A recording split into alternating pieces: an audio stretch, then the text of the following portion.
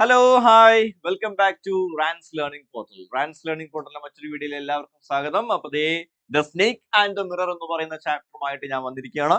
അപ്പൊ the snake and the mirror അധികം വലിച്ചു നീട്ടലുകളോ ഇൻട്രൊഡക്ഷനോ കാര്യങ്ങളൊന്നും ഇല്ല. നേരെ നമുക്ക് ചാപ്റ്ററിലേക്ക് പോവാം. The snake and the mirror written by Vaikom Muhammad Basheer. Major ഇവന്റ്സിലേക്ക് പോവാം. Homeopath is engaged in a discussion about snakes with his friends. അപ്പൊ ഈ ഒരു സ്റ്റോറി തുടങ്ങുന്ന സമയത്ത് ഹോമിയോപ്പത് എന്ന് പറയുന്ന പ്രൊട്ടാഗണിസ്റ്റ് അല്ലെ, മേജർ ക്യാരക്ടർ ആയിട്ട് അല്ലെങ്കിൽ മേജർ ആയിട്ടുള്ള ആളാരാണ്? ഹോമിയോപ്പത് ആണ്. അദ്ദേഹത്തിന്റെ ഫ്രണ്ട്സുമായിട്ട് ഡിസ്കഷനിലാണ്. എന്തിനെ കുറിച്ചാണ് സംസാരിക്കുന്നത്? സ്നേക്സിനെ കുറിച്ച് സംസാരിച്ചുകൊണ്ടിരിക്കുകയായിരുന്നു. Then he recalls an incident. ഒരു സംഭവം, ഒരു സ്നേക്കുമായിട്ടുള്ള ഒരു ഇൻസിഡന്റ് അദ്ദേഹം എന്ത് ചെയ്യുകയാണ്? ഓർത്തെടുക്കുന്നു.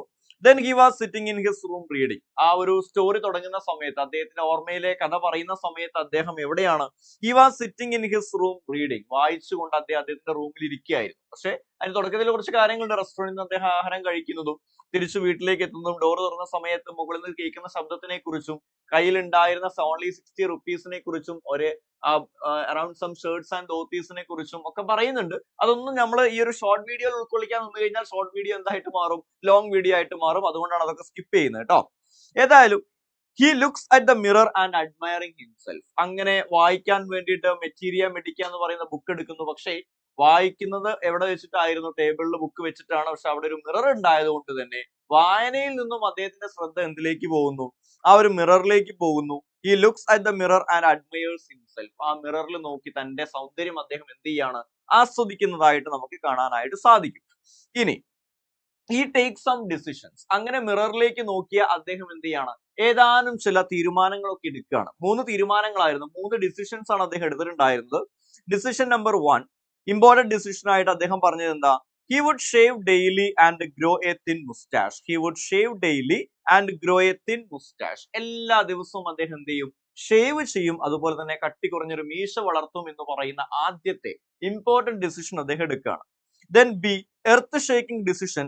He would always keep that attractive smile on his face. Earth shaking decision ആയിട്ട് അദ്ദേഹം എടുത്ത തീരുമാനം എന്താണ്? He always keep that attractive smile on his face. മുഖത്ത് എല്ലായ്പ്പോഴും ആ ഒരു പുഞ്ചിരി നിലനിർത്താൻ അദ്ദേഹം തീരുമാനിക്കുകയാണ്. അങ്ങനെ സി അല്ലെങ്കിൽ മൂന്നാമത്തെ ഡിസിഷൻ ആയിട്ട് ഇത്രയേ ഉള്ളൂ. ലവ്ലി ഡിസിഷൻ ആയിട്ട് അദ്ദേഹം എടുത്ത തീരുമാനം he would marry എന്നാണ്. ഒരു കല്യാണം അദ്ദേഹം കഴിക്കും. എങ്ങനെയുള്ള ആളെ? He would get married to a woman doctor with plenty of money and good medical practice and she should be fat. കിട്ടുന്ന പെണ്ണ് ഒരു ഡോക്ടർ ആയിരിക്കണം, അവളുടെ കയ്യിൽ പൂത്ത പൈസ ഉണ്ടായിരിക്കണം, ഗുഡ് മെഡിക്കൽ പ്രാക്ടീസ്, നല്ല മെഡിക്കൽ പ്രാക്ടീസ് ഒക്കെ കിട്ടിയിട്ടുള്ള ഒരു സ്ത്രീ ആയിരിക്കണം. അതുപോലെ ഷീ ഷുഡ് ബി ഫാറ്റ്, അവൾ എന്തായിരിക്കണം? ഒരു ഫാറ്റ് ലേഡി ആയിരിക്കണം. എന്തുകൊണ്ട് ആ തടിച്ച പെണ്ണിനെ തന്നെ കല്യാണം കഴിക്കുള്ളൂ എന്നുള്ള തീരുമാനം എടുക്കാനുള്ള കാരണം എന്താണ്? If he made some silly mistake and if he wanted to run away from her, she should not be able to run after him and catch him. അല്ലേ? താൻ എന്തെങ്കിലും കുരുത്തക്കേട് കാണിച്ചു കഴിഞ്ഞാൽ ഒരു കാരണവശാലും തന്റെ പുറകിൽ വന്നുകൊണ്ട് ഇവൾക്ക് എന്ത് ചെയ്യാൻ പറ്റരുത്? തന്നെ പിടിക്കാനോ ചെരവയ്ക്കിട്ടടിക്കാനോ പറ്റരുത് എന്നുള്ളതിന്റെ അടിസ്ഥാനത്തിലാണ് എങ്ങനെയുള്ള പെണ്ണിനെ കല്യാണം കഴിക്കുള്ളൂ എന്ന് വിചാരിക്കാൻ കാരണം. ഒരു തടിച്ച പെണ്ണിനെ മാത്രമേ കല്യാണം കഴിക്കുള്ളൂ എന്നുള്ളൊരു തീരുമാനത്തിലേക്ക് അദ്ദേഹം എത്താനുള്ള കാരണം. അപ്പോ ഫസ്റ്റ് പാർട്ട്, ആ ഒരു സ്നേക്ക് ആൻഡ് മിറർ എന്ന് പറയുന്ന സ്റ്റോറിയുടെ ഫസ്റ്റ് പാർട്ട് എന്ന് പറയുന്നത് ഇത്രയേ ഉള്ളൂ. തന്റെ ആ ഒരു സ്വപ്ന ലോകത്ത് അദ്ദേഹം ഇങ്ങനെ നിൽക്കുന്ന ആ ഒരു മൊമെന്റ് അല്ലെ. അങ്ങനെ നിൽക്കുന്നതിനിടയിലാണ് അടുത്ത ഘട്ടം ആരംഭിക്കുന്നത്. എന്താണ്? His thoughts are interrupted by sounds from above. അദ്ദേഹത്തിന്റെ ഈ ചിന്തകളെ തടസ്സപ്പെടുത്തിക്കൊണ്ട് മുകളിൽ നിന്ന് അദ്ദേഹം എന്ത് കേൾക്കുന്നുണ്ട്? സർട്ടൈൻ സൗണ്ട്സ് ഒക്കെ കേൾക്കുന്നുണ്ട്. ചില ശബ്ദങ്ങളൊക്കെ അദ്ദേഹം കേൾക്കുന്നുണ്ട്. കാര്യമാക്കിയിട്ടുണ്ടായിരുന്നില്ല അല്ലെ. ആ ശബ്ദങ്ങളെല്ലാം റാറ്റ്സ്, എലികൾ ഉണ്ടാക്കുന്ന ശബ്ദമാണ് എന്ന് വിചാരിച്ചുകൊണ്ട് നെഗ്ലക്ട് ചെയ്യായിരുന്നു അദ്ദേഹം ചെയ്തിട്ടുണ്ടായിരുന്നത്. Suddenly a snake falls from above with a thud. പക്ഷേ ഒരു തഡിങ് സൗണ്ടോട് കൂടി മുകളിൽ നിന്നും എന്ത് വരുന്നു? ഒരു സ്നേക്ക് അദ്ദേഹത്തിന്റെ മേലിലേക്ക് വീഴുന്നു. And it coils around his arm and spread out its food. തന്റെ കയ്യിൽ ആ ഒരു പാമ്പ് ചുറ്റുകയും അങ്ങനെ ആ പാമ്പ് തന്റെ ഹുഡ്, പാമ്പിന്റെ പത്തി, ഈ ഒരു ഭാഗത്തിനെയാണ് ഹുഡ് എന്ന് പറയാം. ആ ഒരു ഹുഡ് എന്ത് ചെയ്യാണ്? വിടർത്തി നിൽക്കുന്നതായിട്ട് നമ്മൾ കണ്ടു.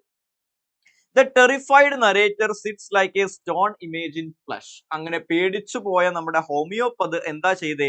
He sits like a stone image in flesh. ഒരു മാംസമുള്ള ഒരു കൽപ്രതിമ പോലെ അവിടെ അദ്ദേഹം ഇരിക്കുകയാണ് ഉണ്ടായത്. The snake sees its reflection in the mirror. അങ്ങനെ ഇരിക്കുമ്പോൾ സ്നേക്ക് അതിന്റെ റിഫ്ലക്ഷൻ എവിടെ കാണുന്നു? മിററിൽ കാണുന്നു. Then it starts admiring itself and slithers down towards the mirror. തന്റെ ആ ഒരു ഇമേജ് ആ ഒരു മിററിൽ കണ്ട നമ്മുടെ സ്നേക്ക് എന്ത് ചെയ്തു? സ്ലിതേഴ്സ് ഡൗൺ ടുവാർഡ്സ് ദ മിറർ. ആ ഒരു മിററിന്റെ അടുത്തേക്ക് പോയിട്ട് അഡ്മയറിങ് ഇറ്റ് സെൽഫ്, തന്റെ സൗന്ദര്യം ആ ഒരു മിററിൽ നോക്കി ആസ്വദിക്കുന്ന സ്നേക്കിനെ നമ്മളവിടെ കണ്ടു. അപ്പോ എപ്പോഴാണ് ഈ സ്നേക്ക് അങ്ങോട്ട് പോയതെന്ന് ചോദിച്ചു കഴിഞ്ഞാൽ ഹോമിയോപ്പത് അത്രയും നേരം ഭയങ്കര സംഭവമായിരുന്ന ഹോമിയോപ്പത് തിരിച്ചറിയാണ് he was a fool, stupid and foolish doctor എന്നുള്ളൊരു തിരിച്ചറിവ് വരുന്നു. അത് ആർക്ക് ഇഷ്ടപ്പെടുന്നു? മുകളിലുള്ള ദൈവത്തിന് ഇഷ്ടപ്പെട്ടു എന്ന് മനസ്സിലാക്കിയ ഹോമിയോപ്പത് മനസ്സിലാക്കുകയാണെന്ത്, താൻ നേരത്തെ പറഞ്ഞു വെച്ചിട്ടുണ്ടായിരുന്നു ഒന്നും ദൈവത്തിന് അത്ര ഇഷ്ടപ്പെട്ടിട്ടുണ്ടായിരുന്നില്ല. അതായത് താൻ എപ്പോഴും ഒരു പുഞ്ചിരി മുഖത്ത് കീപ്പ് ചെയ്യുന്നു, അതുപോലെ തന്നെ എല്ലാ ദിവസവും ഷേവ് ചെയ്യുന്നു, ഒരു തടിച്ച പെണ്ണിനെ മാത്രമേ കെട്ടുള്ളൂ എന്നൊക്കെ പറഞ്ഞ ആ കുറച്ച് പ്രൈഡ് ആയിട്ട് സംസാരിച്ചത് ആർക്ക് ഇഷ്ടപ്പെട്ടിട്ടില്ല? ദൈവത്തിന് അത്ര അങ്ങോട്ട് ഇഷ്ടപ്പെട്ടിട്ടില്ല. അതിന്റെ ഭാഗമായിട്ടാണ് ഈ സ്നേക്കിനെ പറഞ്ഞയച്ചത് എന്നും, എന്നാൽ ഇപ്പോ തന്റെ യഥാർത്ഥ അതായത് താൻ ഒരു വിഡ്ഢിയാണെന്നും ഫൂളിഷ് ആണെന്നും ഒരു സ്റ്റുപ്പിഡ് ഡോക്ടർ ആണെന്നുള്ള തിരിച്ചറിവ് അദ്ദേഹത്തിന് വന്നത് ആർക്ക് ഇഷ്ടപ്പെട്ടു? ദൈവത്തിന് അങ്ങോട്ട് ഇഷ്ടപ്പെട്ടപ്പോ ആരെ പിൻവലിക്കുന്നു? സ്നേക്കിനെ പിൻവലിക്കുന്നതായിട്ടും അദ്ദേഹത്തിന് തോന്നുകയാണ്. ഹോമിയോപ്പത് gets up and runs out. തന്റെ മേലിൽ നിന്നും ഈ ഒരു സ്നേക്ക് പോയി എന്ന് അറിഞ്ഞ മൊമെന്റില് നമ്മുടെ ഹോമിയോപ്പത് ആ ഒരു മൊമെന്റിനെ വളരെയധികം യൂട്ടിലൈസ് ചെയ്തു, വളരെ ആക്റ്റീവ് ആയിട്ട് യൂട്ടിലൈസ് ചെയ്തു. എങ്ങനെയാ? ഹോമിയോപ്പത് gets up and runs out. അവിടെ നിന്ന് ഇറങ്ങി ഓടാണ്. എങ്ങോട്ടാ പോയത്? ഒരു ഫ്രണ്ടിന്റെ വീട്ടിലേക്ക്, അല്ലെ? ഒരു ഫ്രണ്ടിന്റെ വീട്ടിലേക്ക് അവിടുന്ന് ഓടി രക്ഷപ്പെടുകയാണ്. Next day he returns to his room and finds his things are robbed. പിറ്റേ ദിവസം രാവിലെ ഫ്രണ്ടിനെയും കൂട്ടി റൂമിലേക്ക് സാധനങ്ങളെല്ലാം മാറ്റാൻ വേണ്ടി വന്നപ്പോൾ അദ്ദേഹം തിരിച്ചറിയുന്നു ഹിസ് തിങ്സ് ആർ റോബ്ഡ്. തന്റെ എല്ലാ സാധന സാമഗ്രികളും ആര് കൊണ്ടുപോയിട്ടുണ്ട്? ഏതോ ഒരു കള്ളൻ കൊണ്ടുപോയിട്ടുണ്ട്. Only his dirty vest remains. എന്നാൽ ഒരു സാധനം മാത്രമേ ആ ഒരു റൂമിൽ ബാക്കി ഉണ്ടായിരുന്നുള്ളൂ. എന്താ? അദ്ദേഹത്തിന്റെ ഈ കാണുന്ന രീതിയിലുള്ള ഒരു ഡേർട്ടി വെസ്റ്റ് മാത്രം ഒരു ഫൈനൽ ഇൻസൾട്ട് പോലെ, ഒരു അവസാനത്തെ കളിയാക്കൽ എന്നോണം അവിടെ ഇട്ടിട്ടാണ് ആര് പോയത്? ആ ഒരു തീഫ് പോയത് എന്നുള്ള രീതിയിലാണ് എന്ത് അവസാനിക്കുന്നത്?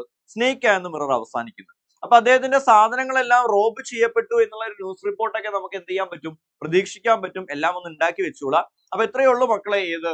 The snake and the mirror എന്ന് പറയുന്ന ആദ്യ യൂണിറ്റിലെ രണ്ടാമത്തെ ലെസൺ. ഓക്കെ, അപ്പോ താങ്ക് യു സോ മച്ച്. നമുക്ക് വീണ്ടും മറ്റൊരു വീഡിയോ ആയിട്ട് കാണാം. അതുവരേക്കും ഗുഡ് ബൈ.